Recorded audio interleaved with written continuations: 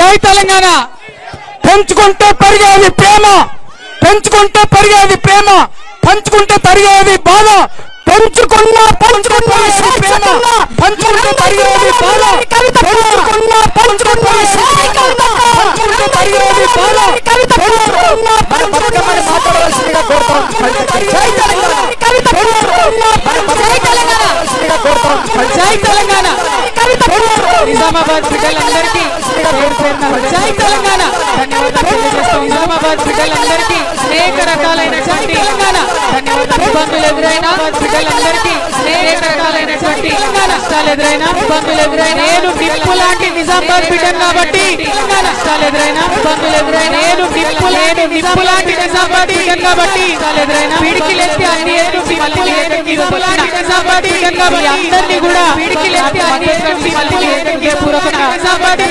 అందరినీ కూడా వేదిక మీద ఉన్నటువంటి జిల్లా అధ్యక్షులు గారు కూడా రెడ్డి గారు, వేదిక పెద్దగా బాజిరెడ్డి గోవర్ధన్ అన్న గారు, జిల్లా అధ్యక్షులు రెడ్డి గారు, బాజిరెడ్డి గోనే గారు, జిల్లా సీనియర్ నాయకులు పెద్దలు వీజీ గౌడ్ అన్న గారు, మరి రాజ్యసభ సభ్యులు అన్న గౌరవనీయులు సురేష్ రెడ్డి అన్న గారు, అదేవిధంగా షకీల్ అహ్మద్ గారి ఆయేషా గారు, వైఫ్ ఆయేషా గారు, అట్లానే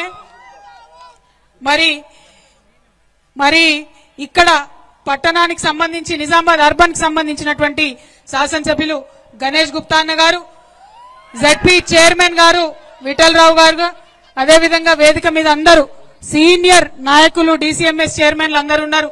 అందరికీ కూడా హృదయపూర్వకంగా నమస్కారాలు. కానీ అందరికంటే ఎక్కువ బతుకమ్మలు బోనాలు తీసుకొని వచ్చిన ఆడబిడ్డలకు ప్రత్యేకమైనటువంటి వందనాలు.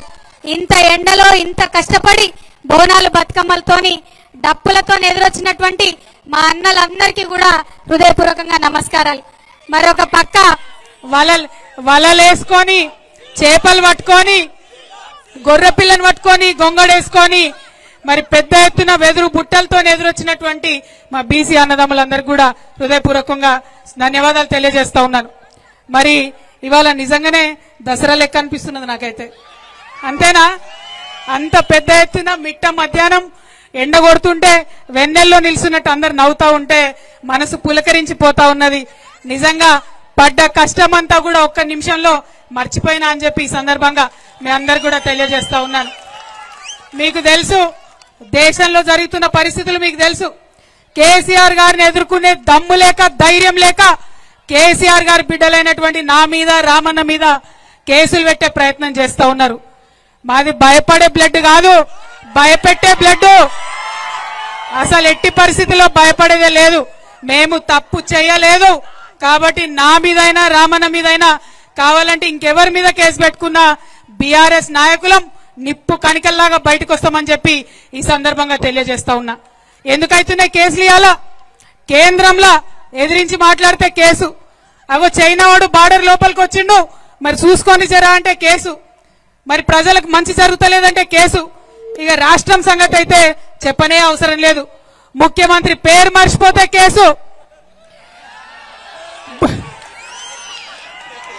భూమి ఇయ్యకపోతే కేసు, రైతు భూమి ఇయ్యకపోతే కేసు, ఫేస్బుక్ లో మా అన్నదమ్ములు ఒక చిన్న పోస్ట్ పెడితే కేసు, ట్విట్టర్ లో మా ప్రొఫెసర్ లేదన్న అభిప్రాయం చెప్తే కేసు, ఇన్స్టాగ్రామ్ లో మా అక్క చెల్లె లేదన్న చిన్న వీడియో పెడితే కేసు. అంటే గింత భయం ఎందుకు? నిజాన్ని ఫేస్ చేయలేరా? మేం లేమా 10 ఏళ్ళ అధికారంలో? ప్రజలు మమ్మల్ని అనలేదా మాటలు? భరించినాం.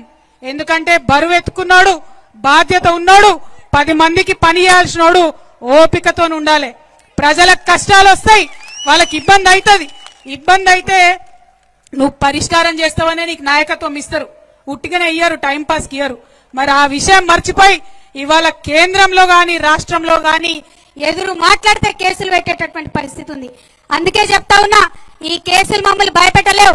ప్రజల నుండి వచ్చిన వాళ్ళం, ఉద్యమం చేసి తెలంగాణ రాష్ట్రం సాధించుకొని తీసుకొచ్చినటువంటి గులాబీ పార్టీ వాళ్ళం. ఖచ్చితంగా గట్టిగా నిలబడతాం, ప్రజల పక్షాన ఉంటామని ఈ సందర్భంగా తెలియజేస్తా ఉన్నా. మరి ఇక్కడ మా ఆడపిల్లలు చాలా మంది వచ్చినారు, డిగ్రీ చదువుకున్న పిల్లలు చాలా మంది వచ్చినారు. వాళ్ళందరూ నేను అడుగుతా ఉన్నా, నీకు స్కూటీలు వచ్చినాయా? వచ్చినాయా బిడ్డ? ఆ కెమెరా వాళ్ళు అసలు చూపిరు, మా వాళ్ళు చెప్తున్నారు స్కూటీలు రాలేదట. ముఖ్యమంత్రికి పోయేదాకా తెలవాలి ఈ సంగతి. స్కూటీలు రాలేదట. మా అక్క చెల్లెలు ఉన్నారు, ఎవరికన్నా తులం బంగారం వచ్చిందా? తులం బంగారం వచ్చిందా? ఎవరికన్నా 2500 వచ్చినాయా? महालक्ष्मी स्कीम వచ్చిందా? ఏమీ లేదు. या हमारे इतने सारे मुसलमान भाई है, बहुत सारे बातें करे, क्या बोले 4000 करोड़ देते एक साल में, बोले कुछ दिए साहब? कुछ आया क्या?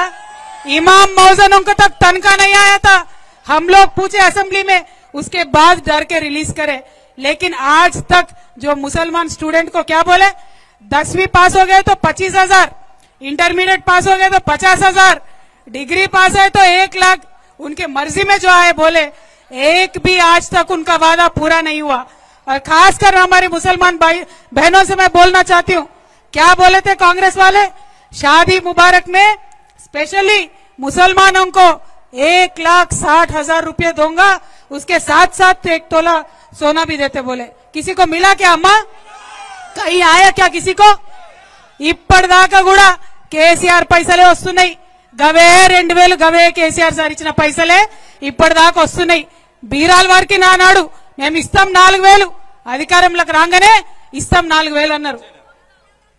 వచ్చే నెలనే అధికారంలోకి ఎక్కినాక తెల్లారే ఇస్తామన్నారు. కానీ ఇంతవరకు 1 రూపాయి వచ్చింది లేదు. గదే కేసీఆర్ సార్ ఇచ్చిన 2000 ఇంకా కూడా ఇస్తున్నాడు. కాబట్టి ఇవాళ మహిళలందరికీ నేను కోరుతా ఉన్నా, విజ్ఞప్తి చేస్తా ఉన్నా, మనం ఊరుకుంటే వీళ్ళు కదలరు. మనం అడగాలి, ఎక్కడికక్కడ అడగాలి. ఏమైనాయి మా మహాలక్ష్మి పైసలు, ఏమైంది మా తులం బంగారం, ఎక్కడున్నారని అడగాలి. కాంగ్రెస్ వాళ్ళు వస్తారు కదా గల్లీలకు మాట్లాడడానికి, నిలదీయండి వాళ్ళని, ఖచ్చితంగా అడగండి ఒకసారి. అడగకుంటే ఇచ్చేటటువంటి ప్రభుత్వం ఇది కాదు, అడగకుంటే ఇచ్చేటటువంటి ప్రభుత్వం ఇది కాదు. కాబట్టి ఎక్కడికక్కడ నిలదీద్దాం. మీ వెంట నేనుంటా, ప్రతి చోట నిలదీద్దాం. మా ఆడబిడ్డలకు రావాల్సిన డబ్బులేందని అడుగుదాం. ఇవాళ ఒక గుర్తుపెట్టుకోండి, ఈ సంవత్సర కాలంలో మనకు పెంచిన పెన్షన్ ఇచ్చుంటే 2000 బదులు 4000 ఇచ్చుంటే ఒక్కొక్క ఆడబిడ్డకి ఇవాళ 24,000 అకౌంట్ లో ఉంటుండే. మరి అది నష్టమైనట్టే కదా మనకు ఒక సంవత్సరం. అదే విధంగా 18 ఏళ్లు నిండిన వాళ్ళందరికీ 2500 ఇస్తామన్నాడు. అది ఇచ్చుంటే ఇవాళ 30,000 ఉంటుండే కదా మన అకౌంట్ లో. మరి ఆ మునిగిపోయిన 30,000, ఆ పోయిన 24,000 ఏడికి పోతాయన్న విషయం మనం ఎక్కడికక్కడ అడగాల్సినటువంటి అవసరం ఉంది. ఇక మోసం అంటే మామూలు మోసం కాదు. ఎవరిని మోసం చేయలే? విద్యార్థులను మోసం చేసిరు, రైతులను మోసం చేసిరు, మహిళలను మోసం చేసిరు, ఉద్యోగులను మోసం చేసిరు. ఇవాళ నేను వస్తుంటే జగిత్యాల నుంచి ఒక మెసేజ్ వచ్చింది నాకు. కేసీఆర్ సార్ ఉన్నప్పుడేమో పీపుల్స్ ఫ్రెండ్లీ పోలీస్ అని ఉండే, మన పోలీసు వాళ్ళు జాగ్రత్తగా చూసుకుంటారు ప్రజల్ని. ఇవాళనేమో కాంగ్రెస్ ఫ్రెండ్లీ పోలీస్ అట. ఏందంటే ఉల్టా పోలీసుని కొడతారు కాంగ్రెస్ వాళ్ళు, కానీ ఆ కాంగ్రెస్ ఆయన స్టేషన్ లో పెట్టద్దట. వచ్చి బరబర మంచిగా కాంగ్రెస్ ఎమ్మెల్యే తీసుకొని వెళ్ళిపోయింది ఆ నాయకుడిని. ఇవాళ ఓన్లీ కాంగ్రెస్ ఫ్రెండ్లీ పోలీస్ నడుస్తుంది రాష్ట్రంలో, పోలీసుల జులుం నడుస్తుంది రాష్ట్రంలో. కాబట్టి నేను అడిగేది ఏంటంటే, ఇవాళ కేసీఆర్ గారి ప్రభుత్వంలో చేసిన మంచి పనులు కొనసాగించండి. కొనసాగించే ధైర్యం లేదు, కొత్త చేసే ధైర్యం అసలే లేదు. కానీ ఈ విషయాలన్నీ మనం ప్రజలకు చెప్పాల్సినటువంటి అవసరం ఉన్నది. దయచేసి ఇవాళ ఇక్కడికి వచ్చిన బీఆర్ఎస్ పార్టీ కార్యకర్తల నాయకులు గుర్తుపెట్టుకోవాలి, ఇటు ఉన్న సూర్యుడు అటు ఉదయించినా రాబోయేదంతా కూడా నిజామాబాద్ లో గులాబీ జెండా శకమే, గులాబీ జెండానే ఎగురుతుంది. ఎక్కడ కూడా ఎవరు కూడా దాన్ని మార్చలేరు, ఎక్కడ మార్చలేరు. ఇవాళ లోకల్ బాడీ ఎలక్షన్స్ కావచ్చు, రేపు రాబోయే ఎమ్మెల్యే ఎలక్షన్లు కావచ్చు, రాబోయే ఎంపీ ఎలక్షన్లు కావచ్చు, ఖచ్చితంగా చెప్తా ఉన్నాం, గులాబీ జెండాదే రాబోతా ఉన్నది, గులాబీ జెండానే జిల్లా అంతా ఎగరబోతా ఉన్నది. కాబట్టి మా రైతన్నలందరినీ ఒకటే కోరుతా ఉన్నా నేను, మనకు రైతు భరోసా ఎగబెట్టిరు, దాని గురించి అడగండి. రుణమాఫీ చేసినామంటారు, మనకు రాలే, మన పక్కింటి వాళ్ళకి రాలే, ఎవరికి వచ్చిందో ఎవరికి అర్థమవుతుంది. మరి అటువంటి పరిస్థితి ఉన్నది. ఇండ్లు ఇస్తామన్నారు, ఇందిరమ్మ ఇండ్లు, కనీసం ఇంతవరకు మాట లేదు, ముచ్చట లేదు. అప్లికేషన్లు తీసుకొని చెత్తబుట్టలు వారేసినటువంటి పరిస్థితి ఇవాళ మనం చూస్తా ఉన్నాం. అన్నిటికన్నా ఘోరం దారుణం ఏంటంటే, కేసీఆర్ సారు పేద పిల్లలు చదువుకోవాలి మంచిగా అని చెప్పి గురుకుల పాఠశాల పెట్టి లక్షలాది మందిని ఆయన చదివిస్తే ఇవాళ ఆ గురుకులాలు కూడా నడపడం చేతగానటువంటి ప్రభుత్వం మన ప్రభుత్వం అని తెలియజేస్తా ఉన్నా. 57 మంది బిడ్డల పొట్ట పెట్టుకున్నారు, 57 మంది పిల్లలు గురుకులాల్లో చనిపోయారు. ఇంకా ఎంతమంది పిల్లలు పొట్టన పెట్టుకుంటారని ఈ ప్రభుత్వాన్ని నిజామాబాద్ గడ్డ నుంచి నేను అడుగుతా ఉన్నా. మన ఉమ్మడి నిజామాబాద్ లోనే 3 పిల్లలు చనిపోయినటువంటి పరిస్థితి ఉన్నది. రాష్ట్రం అంతా 57 మంది చదువుకునేటటువంటి పరిస్థితి ఉంది. మరి ఇలా పిల్లల్ని చూసుకోరాకపోయే, మహిళలకు చెప్పిన ఇయ్యరాకపోయే, రైతులకు చెప్పింది ఇయ్యరాకపోయే, మరి ఉద్యోగాలని యువతను తప్పుదారి పట్టించే ప్రయత్నం చేశారు. ఇవాళ యువ మిత్రులంతా ఒకసారి ఆలోచన చేసుకోవాలి. ఉద్యోగాలు ఇచ్చినా అని చెప్తున్నాడు, సంవత్సరంలో 2 లక్షల ఉద్యోగాలు ఇస్తా అని చెప్పారు. కానీ ఇప్పటి వరకు మన కేసీఆర్ సార్ ఇచ్చిన నోటిఫికేషన్లే ఉద్యోగాలు ఇస్తున్నాడు. ఆనాడు కేసీఆర్ సార్ ఎవరన్నా ఉద్యోగంకి ఎక్కితే ఇంటికి ఆర్డర్ పోతుండే. ఇవాళ ఉన్నటువంటి సీఎం గారు ఏం చేస్తున్నాడు, చెప్రాసి నౌకరు వచ్చినా, ఐఏఎస్ నౌకరు దాకా వచ్చినా, ఏదొచ్చినా ఆయన పిలుచుకొని ఆయన చేయితోనిచ్చి ఇగో నేనిచ్చినా అని చెప్పుకుంటున్నాడు. ముందెన్నడూ లేదు అటువంటిది. ముఖ్యమంత్రి లెవెల్ అట్లా చేయలే. కానీ ఈ ముఖ్యమంత్రి గారు మభ్యపెట్టడానికి, యువకుల్ని మభ్యపెట్టడానికి మాత్రమే ఆ యొక్క ఆలోచన చేస్తున్నాడు. కానీ నమ్మేది లేదు. ఇవాళ యువ మిత్రులందరూ నిజామాబాద్ వాళ్ళు ఒక్కసారి పిడికిలెత్తాలే. సంవత్సరానికి 2 లక్షల ఉద్యోగాలు ఇస్తా అన్నారు, ఇవ్వలేదు. మరి ఆ విషయంలో మీరు ఖచ్చితంగా వెంటపడాలి, అడగాలని చెప్పి మా యువ మిత్రులను అడుగుదామా? ఉద్యోగాలు కావాలా వద్దా? అడుగుదామా వద్దా? జై తెలంగాణ. ప్రతి ఒక్క రంగాన్ని, కార్మికుల్ని, కర్షకుల్ని, ఆటో వాళ్ళని ఎవ్వరు నిడిచిపెట్టలే. ఇక మా ఉద్యోగస్తులకు పాపం మస్తు మాటలు చెప్పి మోసం చేశారు. ఇవాళ ఇక్కడ ఉన్నటువంటి ఉద్యోగస్తులు ప్రతి జిల్లాలో, ప్రతి రాష్ట్రంలో మాకు గోడు వెళ్లబోసుకుంటున్నారు. అక్క కేసీఆర్ సార్ ఉన్నప్పుడు 2 సార్లు పిఆర్సీ ఇచ్చిరు, 40% జీతాలు పెంచిరు. ఈయన వచ్చినాక 5 డిఏలలో 1 డిఏ మాత్రం ఇచ్చిండు, అది కూడా 17 కిస్తీలు ఇచ్చిండని చెప్పి. ఇక మా ఆటో కార్మికులకు సంబంధించి మీకు తెలుసు, వాళ్ళ ఇబ్బందులు మీకు తెలుసు.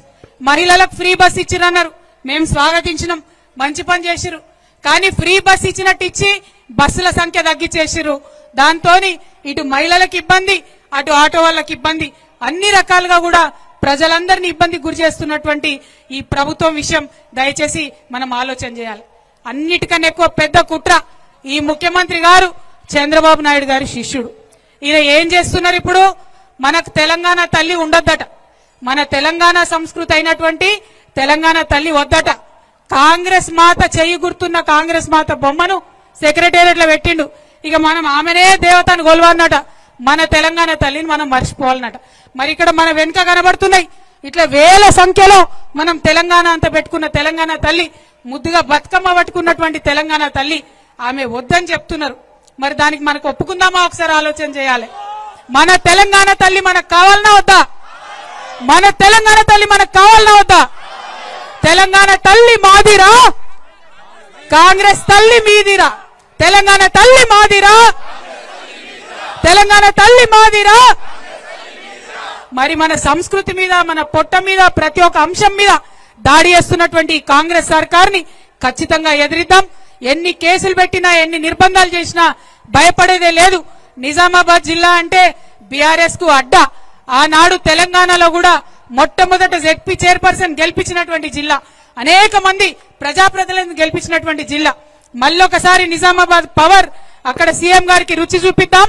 ఖచ్చితంగా ఆయన వాగ్దానం చేసినటువంటి అంశాలన్నీ కూడా సాధించుకుంటామని మీకు తెలియజేస్తూ, మీ అందరి దగ్గర కూడా ఇంత అపురూపమైనటువంటి స్వాగతం ఇచ్చినటువంటి ప్రతి ఒక్కరికి హృదయపూర్వకంగా నా నమస్కారాలు తెలియజేస్తూ, ముఖ్యంగా మా ఆడబిడ్డలకు మళ్ళొకసారి హృదయపూర్వకంగా ధన్యవాదాలు తెలియజేస్తూ సెలవు తీసుకుంటున్నాను. జై తెలంగాణ, జై తెలంగాణ. ఇగో జై తెలంగాణ అన్నప్పుడు చెయ్యెత్తనోళ్ళని ఏమంటారే?